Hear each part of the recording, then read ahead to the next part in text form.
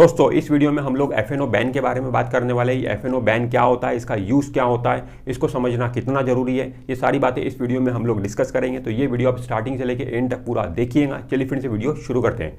Friends देखिए, ये जो एफ.एन.ओ का बैन होता है ये सिर्फ और सिर्फ फ्यूचर एंड ऑप्शन मार्केट से रिलेटेड है। इसका इक्विटी मार्केट से कोई भी लेना देना नहीं है। अगर आप सिर्फ और सिर्फ इक्विटी मार्केट में ट्रेडिंग करते हो और अगर आपको एफ.एन.ओ बैन नहीं पता है तो भी आपका काम चल जाएगा, आपको कोई फर्क नहीं पड़ने वाला है। बट अगर आप फ्यूचर एंड ऑप्शन मार्केट में ट्रेडिंग करते हो तो फिर आपको एफ.एन.ओ बैन समझना बहुत ज़्यादा जरूरी है।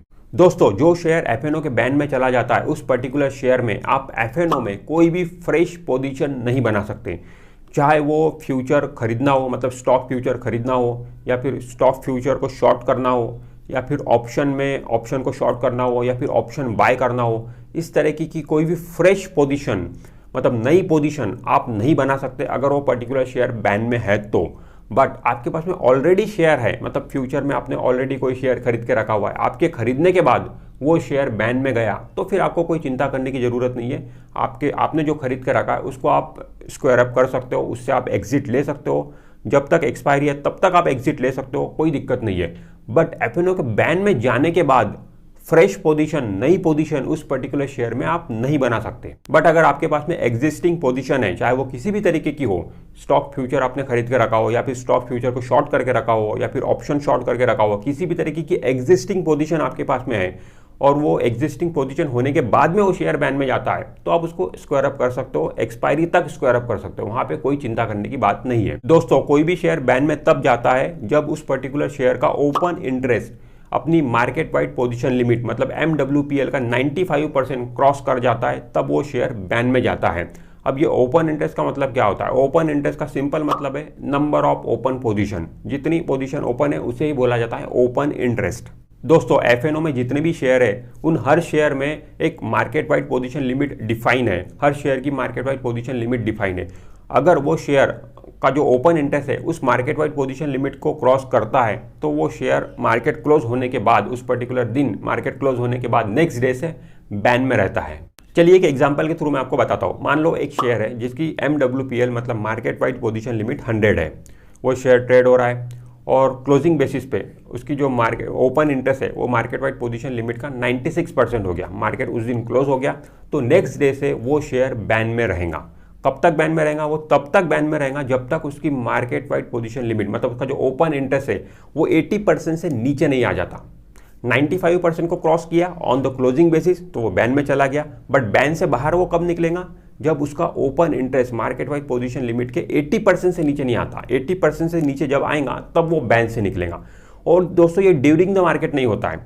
During the market open interest कितना भी बढ़ सकता है, उससे कोई फर्क नहीं पड़ेगा, बट क्लोजिंग बेसिस पे देखा जाता है। मान लो ड्यूरिंग द मार्केट इस पर्टिकुलर शेयर का ओपन इंटरेस्ट 100 हो गया था, 110 हो गया था, 120 हो गया था, तो वो बैन में ड्यूरिंग द मार्केट नहीं जाता है। भले ही वो 120 हो गया ड्यूरिंग द मार्केट, ठीक है, मार्केट क्लोज होने के बाद देखा जाएगा, क्लोजिंग बेसिस पर क्लोज होने के बाद ये देखा जाएगा कि अब भी उस पर्टिकुलर शेयर का ओपन इंटरेस्ट 95% के ऊपर है क्या। अगर है तो फिर बैन में डालो, अगर नहीं है तो बैन में डालने की जरूरत नहीं है।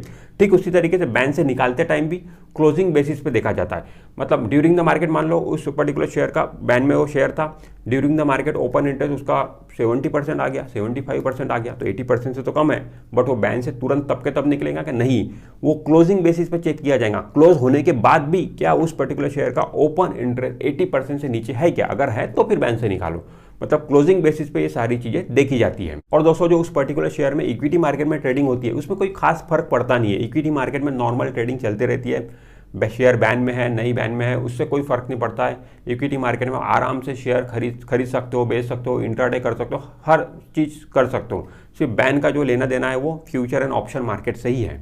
दोस्तों कौन कौन से शेयर बैन में है ये जानने के लिए आप एक्सचेंज की वेबसाइट पर जाकर चेक कर सकते हो। वहां पर आपको क्लियरली दिख जाएगा कि कौन से शेयर नेक्स्ट डे के लिए बैन में रहने वाले हैं। मार्केट क्लोज होने के बाद आप ये चेक करिएगा तो आपको आराम से दिख जाएगा कि कौन से शेयर नेक्स्ट डे से बैन में रहने वाले हैं। हालांकि जो आपका ब्रोकर होता है, ब्रोकर भी ईमेल के थ्रू अपने क्लाइंट को बता देता है कि आज ये शेयर बैन में है। दोस्तों बैन में जनरली कितने शेयर होते हैं, तो 2 भी हो सकते हैं, 3 भी हो सकते हैं, 4 भी हो सकते हैं, तो 2 3 4 5 ऐसे जनरली बैन में शेयर रहते हैं।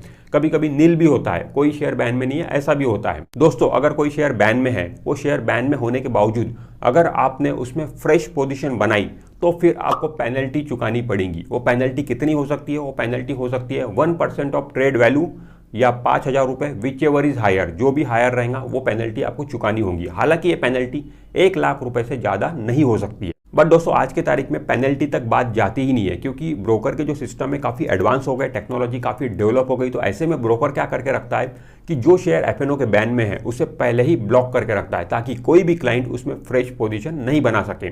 तो फ्रेश पोजीशन बनती ही नहीं है जो शेयर एफएनओ के बैन में है, तो पेनल्टी से क्लाइंट यहाँ पे बच जाता है। बट पहले ब्रोकर के सिस्टम एडवांस नहीं थे, टेक्नोलॉजी एडवांस नहीं थी, तो ऐसे में क्या होता था कि बहुत सारे लोग एफएनओ के बैन में शेयर होने के बावजूद फ्रेश पोजीशन बना लेते थे, तो फिर उन्हें पेनल्टी का सामना करना पड़ता था। बट आज के तारीख में ब्रोकर हमें ये सब चीज़ों से बचा लेता है।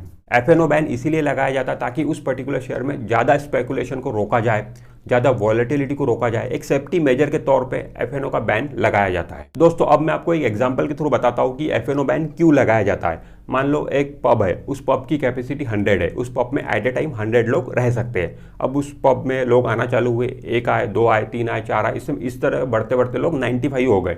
अब उस पब की कैपेसिटी 100 है, 95 लोग आ गए, तो ऐसे में क्या होगा कि जो एंट्री गेट है वो बंद कर दिया जाएगा, ताकि अब ज़्यादा लोग आ जाएंगे तो क्या हो जाएगा कि उस पब की कैपेसिटी ओवर हो जाएंगी। तो ऐसे में जो एग्जिस्टिंग लोग हैं उन्हें तकलीफ होंगी, उन्हें परेशानी होंगी, तो ऐसे में एंट्री गेट बंद कर दिया जाएगा। जैसे ही 95 लोग अंदर आ गए, एंट्री गेट बंद। अब लोग एग्जिट गेट चालू है, अब लोग जैसे जैसे कम होंगे और लोग कम होते होते 80 से कम हो जाएंगे, फिर से एंट्री गेट ओपन कर दिया जाएगा। तो इस तरीके से अगर चलेगा तो मतलब नॉर्मल तरीके से सारी चीज़ें चलेंगी। तो ठीक इसी तरीके से एफएनओ का बैन भी होता है। मतलब बहुत ज़्यादा अगर पोजीशन बन गई तो बंद कर दो, फिर पोजीशन कम होते हो 80% से कम हो गई, खोल दो। इस तरीके से एफएनओ का बैन भी चलता है। तो दोस्तों इस वीडियो में हमने एफएनओ बैन को समझने की कोशिश की है। मुझे उम्मीद है कि ये वीडियो आपको अच्छा लगा होगा। वीडियो अच्छा लगा वीडियो को लाइक करिए, चैनल को सब्सक्राइब करिए। मैं मिलता हूं आपसे नेक्स्ट वीडियो में। This is Imran Sheikh signing of.